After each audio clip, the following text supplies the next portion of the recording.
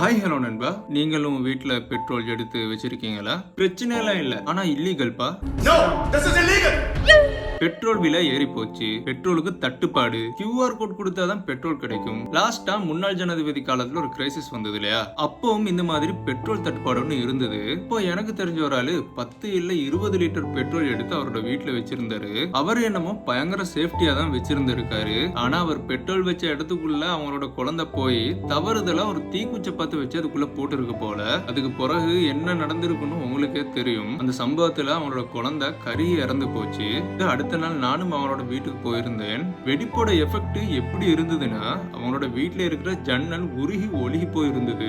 அந்த ஆளுக்கு நான் யாருன்னே தெரியாம இருக்கும். ஆனா எங்க கிட்ட வந்து அந்த குழந்தை இறந்ததுக்கு நான் தான் காரணம், என் புள்ளைய நான் தான் கொன்னுட்டேன், அந்த இடத்துல நான் பெட்ரோல் வச்சிருக்க கூடாது அப்படின்னு எங்க கிட்ட வந்து அழுதுட்டு இருந்தாரு.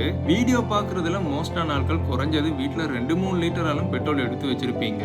நாங்க விட்டுற ஒரு சின்ன ஒரு பிள்ளையால என்ன வேணாலும் நடக்க இயலும். ஓப்பனா சொல்லணும்னா அவர் வீட்டுல நடந்த விஷயம் யாரு வீட்டுல வேணாலும் நடக்க இயலும். இதுவரைக்கும் எடுத்து வச்சதெல்லாம் பிரச்சனை இல்லை, ஆனா எந்த அளவுக்கு சேஃபா வச்சுக்கிறோம் அப்படிங்கறது தான் முக்கியம். இந்த சம்பவம் எனக்கு தெரிஞ்ச இடத்துல நடந்தது அப்படிங்கறதுனால இந்த ஃபீலிங்ஸ் என் நன்னா அறியும். சொல்ல வேண்டியது என் கடமை. அதனால பெட்ரோல் யாருனாச்சும் எடுத்து வச்சிருந்தாங்க அப்படின்னா மறக்காம இந்த வீடியோ ஷேர் பண்ணி விடுங்கப்பா.